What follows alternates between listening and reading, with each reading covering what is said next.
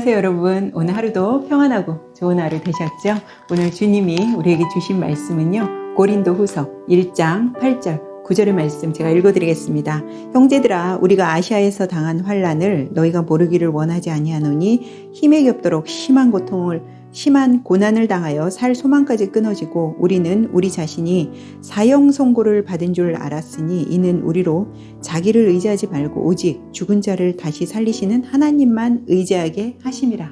아멘. 이 사건이 어디서 난 사건이냐면 사도행전의 이제 16장에 보면 바울이 그 신라와 감옥에 갇히는 이제 그 얘기입니다. 어느 이제 한 믿음이 굉장히 좋은 가정에 이제 아버지는 장로님이고 어머니는 권사님. 그 집에 이제 딸이 있는데요. 좋은 대학 나와서 이제 딸이 하나 있는데 좋은 대학 나와서 미모도 괜찮아요. 근데 이 아가씨가 결혼을 못하는 거예요. 아무리 이제 부모님이 교회에 있는 사람들하고 이렇게 짝을 맺어줘도 잘 안 돼요. 그 연이 닿질 않는 거예요. 근데 그 여자분도 굉장히 결혼을 하고 싶은데 그게 잘 성사가 이루어지지 않으니까 너무 답답한 거예요. 매일매일. 그래서 이제 교회에서 새벽 예배도 가보고 부모가 막 목사님도 모셔다가 기도도 하고 막 이러고 우리 딸 좋은 사람하고 좀 연결 좀 해주라고 막 이렇게 했는데 선을 봐도 잘 이루어지지가 않고 뭐가 잘 안 되는 거예요. 근데 너무 답답하죠. 이 여성분이 막 결혼은 하고 싶은데 안 되니까 너무 답답하니까 이 여성이 어느 날 무슨 생각을 하냐면 이제 자기 친구를 통해서 믿지 않는 친구가 이제 그런 얘기, 저쪽에 어디 갔더니 용한 전쟁이가 있더라, 이제 그런 거예요. 그러니까 이 여자분이 귀가 이제 쏠깃한 거예요. 믿음이 그렇게 좋은데도 귀가 쏠깃한 거예요. 너무 답답하니까.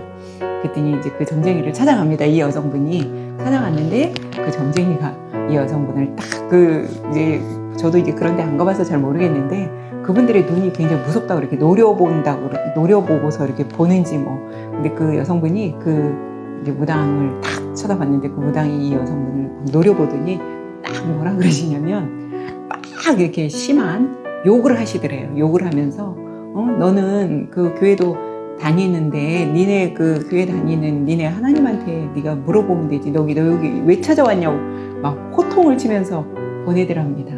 귀신이 정말 귀신가, 그 무당이 귀신이 정말 귀신같이 알아맞히죠, 여러분. 그런 이제 얘기가 이제 저도 들었을 때 처음엔 좀 웃었는데 굉장히 그런 사람 많다고 해요. 기독교인들 중에도 이렇게 너무 답답하고 기도응답 빨리빨리 안 되고 막 이러고 답답하고 이러니까 또 그런 점집에 가서 점 보는 분들도 굉장히 많다고 합니다.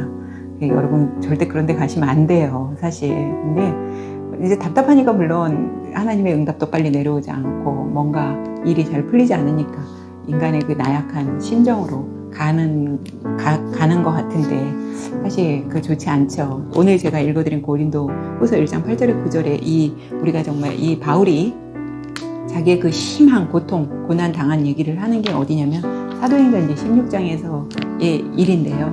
바울이 이제 그 신라와 디모데, 누가 다 같이 이제 선교를 이제 다니는데 이제 빌립보에서 점을 치는 귀신 들린 그 여인을 바울이 이제 치유해주잖아요. 귀신을 쫓아주잖아요. 쫓기를 하잖아요. 근데 여기서 이제 점 치는 귀신 들린 여인을 헬라어로 이제 파이톤이라고 합니다.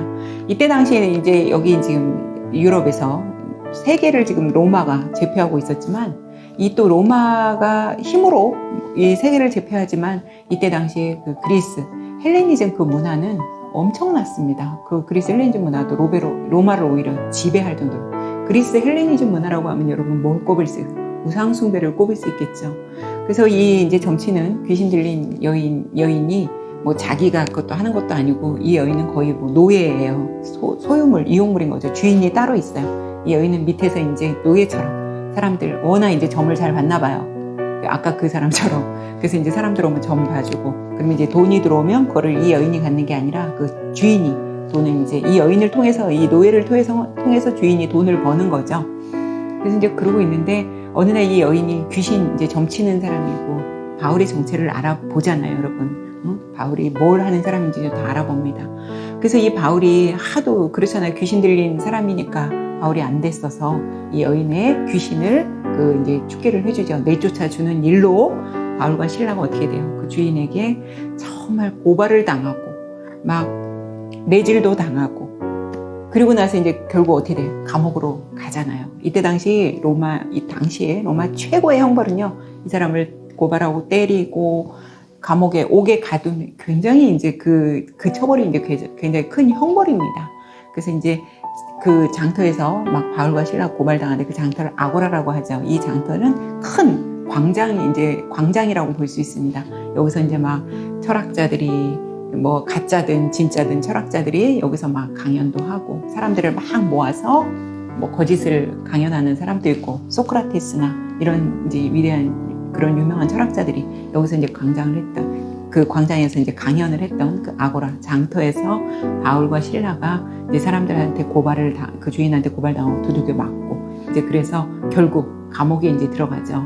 그 당시에 로마의 감옥은요, 3가지 종류가 있었다고 해요. 그냥 가벼운 죄, 뭐 경범죄, 그런 죄를 지은 사람들이 들어가는 감옥을 이제 코리어라고 하고요. 그 다음에 그거보다 좀 이제 짙은, 좀 센 그런 죄를 저지르는 사람들, 인테리어, 2번째 감옥이고요. 오늘 바울과 실라가 들어간 감옥은 최악의 감옥이죠. 거의 뭐 플리마놈이라고 하는데, 여기는 아주 이제 죄질이 아주 나쁜 사람들, 거의 사형에 처할 만한 그런 사람들이 들어가는, 그러니까 이 지하에서도 더 지하로 이제 들어가니 얼마나 습하고 굉장히 안 좋았겠죠. 여러분 환경 뭐 말씀 안 드려도 알겠죠. 그런 곳에 이제 바울과 실라가 들어갑니다. 감옥으로 들어가는데요. 그냥 감옥에 들어가서 편하게 앉아 있는 것도 아니고 발에 착고까지 채워서 이제 바울과 실라가 그 감옥에 들어갔는데, 성경에 보면 이제 바울과 실라가 뭐 기도하고, 그냥 성경에는 기도하고 찬송하니까 옥문이 열렸다 이런데요. 여러분 이걸 그냥 뭐 힘든 일이 있어도 그렇게 이제, 저도 어렸을 때 예전에 이제 그런 설교 많이 들어서 힘들고 어려운 일이 있어도 기도하고 찬송하니까 이거 봐봐라, 옥문이 열리지 않냐, 그런 차원이 아니고, 이 상황이 여러분 됐을 때 우리가 바울이고 실라라고 한번 생각을 해보세요.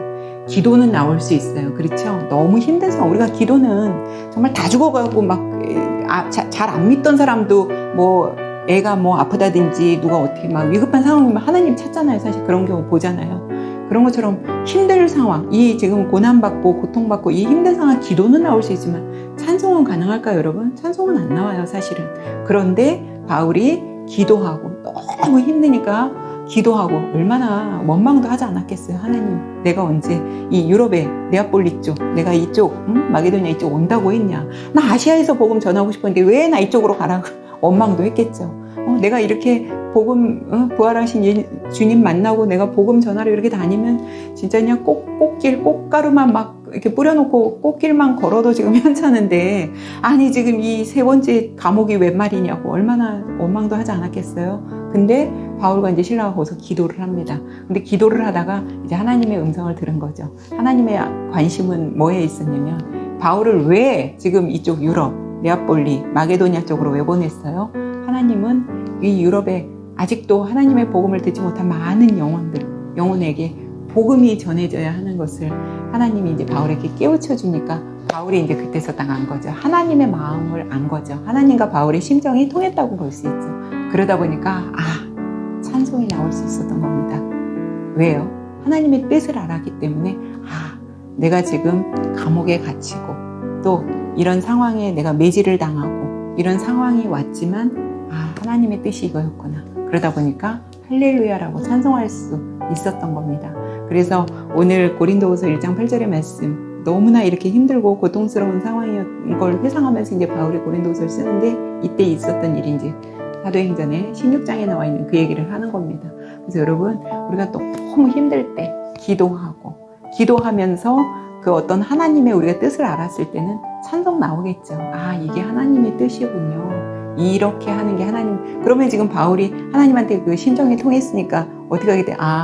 이 감옥에서 하나님이 내보내 주시겠구나라는 것까지 바울이 알았겠죠. 그러다 보니까 하나님한테 찬송하고, 그래서 기도하고 찬송했더니 정말 옥문이 열리고, 옥문이 열렸지만 바울이 도망가요? 안 도망가잖아요. 보통 사람 같으면 도망가야 되잖아요. 빨리 찾고 풀고 빨리 감옥문 열렸을 때 빨리 도망가는데, 바울은 이미 알고 하나님의 어떤 뜻을 알았기 때문에 도망갈 필요도 없었죠. 근데 그 기도하고 찬송하는 그 감옥 안에서 다른 사람들 듣지 않았겠어요? 그러다 보니까 간수장이 바울을 보고, 도망가지 않은 바울을 보고 놀래고, 기도하고 찬송하는 바울과 실라를 보고 놀래면서 어떻게 하면 우리가 구원을 받을 수 있겠습니까? 물어보자. 주 예수를 믿으라. 유명한 말 있잖아요. 주 예수를 믿으라. 그래야면 너와 내 집이 구원을 받으리라 그러잖아요. 그런 것처럼 여러분, 우리 힘들 때, 정말 힘들던 기도하는 거 맞죠. 그러나 하나님의 뜻을 우리가 분명히 알았을 때 우리 입에서 또한 찬송 또한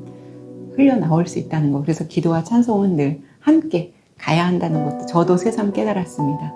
여러분, 오늘도 주무시기 전에 하나님께 잠시라도 기도해 보시고 찬송해 보시고 그리고 잠자리에 드셨으면 좋겠습니다. 오늘도 평안하고 좋은 밤 되세요. 우리는 내일 뵙겠습니다.